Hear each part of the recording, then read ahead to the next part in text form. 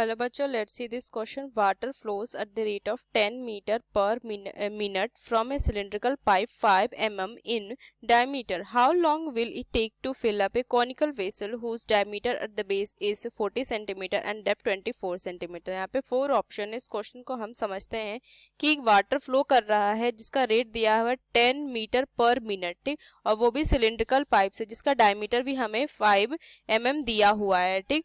अब यहाँ से करेंगे कितना टाइम लगेगा उसको एक कोनिकल वेसल को भरने में जिसका डायमीटर हमें दिया हुआ है बेस का 40 सेंटीमीटर और डेप्थ दिया हुआ है, ठीक. तो इस क्वेश्चन का अगर हम की कंसेप्ट अगर हम देखें की कंसेप्ट, तो सबसे पहले तो दोनों का हमें वॉल्यूम यहाँ से निकालना पड़ेगा, मतलब कि सिलिंड्रिकल पाइप का वॉल्यूम निकालना पड़ेगा और इस कोनिकल वेसल का हमें यहाँ से वॉल्यूम निकालना पड़ेगा, ठीक.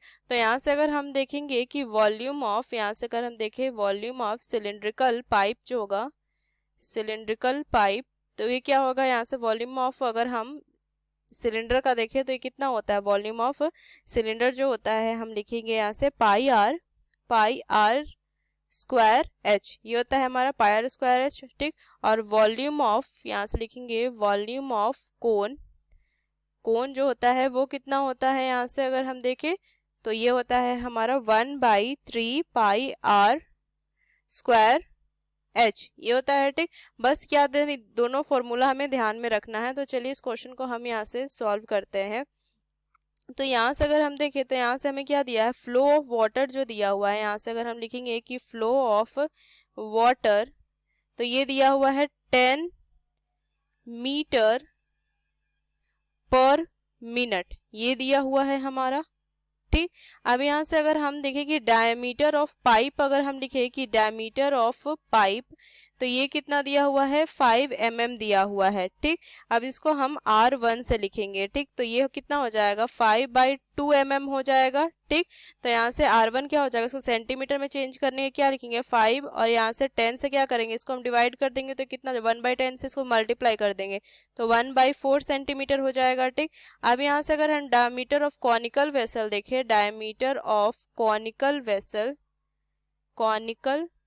वेसल, तो ये कितना दिया हुआ है 40 सेंटीमीटर दिया हुआ है, ठीक. तो इसका R2 जो रेडियस हो जाएगा 40/2, तो ये 20 सेंटीमीटर हो जाएगा यहाँ से हमारा R2, ठीक. अब इसका क्वेश्चन को आगे अगर हम सॉल्व करें तो यहाँ से अगर डेप्थ जो देखें, अगर हम डेप्थ ऑफ कॉनिकल वेसल,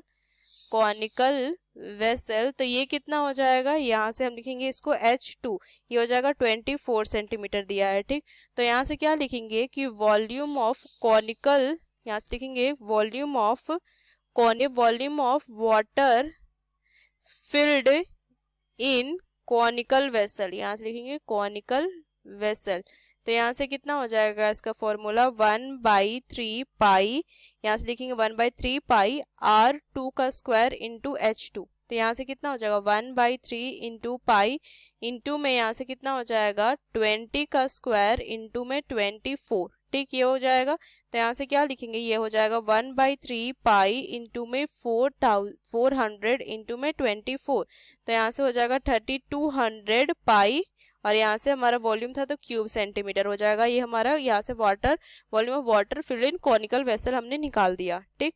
अब यहाँ से इसको लिख सकते हैं कि volume of water in the pipe जो होगा वो क्या हो जाएगा, volume water filled in conical vessel होगा, तो ये हो जाएगा किसके इक्वल, यहाँ से 3200 पाई क्यूब सेंटीमीटर के इक्वल हो जाएगा.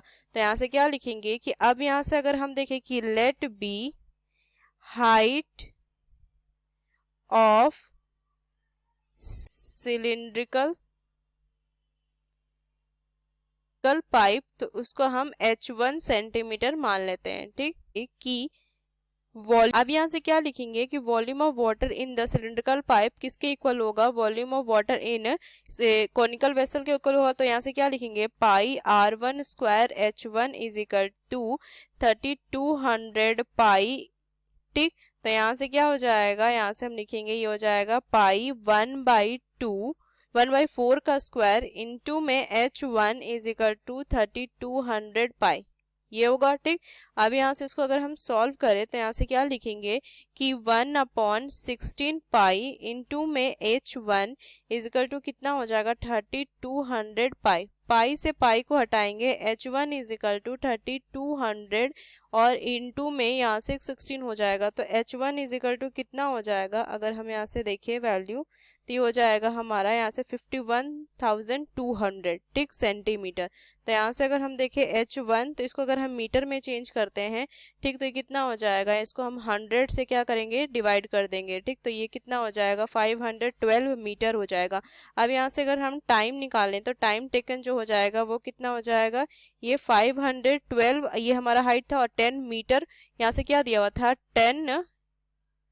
10 मीटर पर मिनट टाइम लगता है, तो यहाँ से क्या लिखेंगे, इसको हम 10 से क्या करेंगे, डिवाइड कर देंगे, तो कितना हो जाएगा, इसको अगर हम लिखे तो ये हो जाएगा 51, यहाँ से 51 होल 1/5 मिनट, इसको हम लिख सकते हैं ठीक।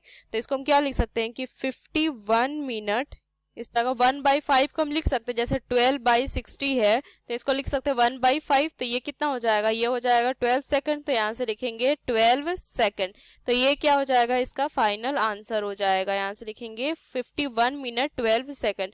अब यहाँ से अगर हम देखें तो ये हमारा बी ऑप्शन इसका करेक्ट आंसर है, तो यहाँ से क्या लिखेंगे, यूजिंग दिस की concept we solve this question, hope you understood it well, best of luck, thank you.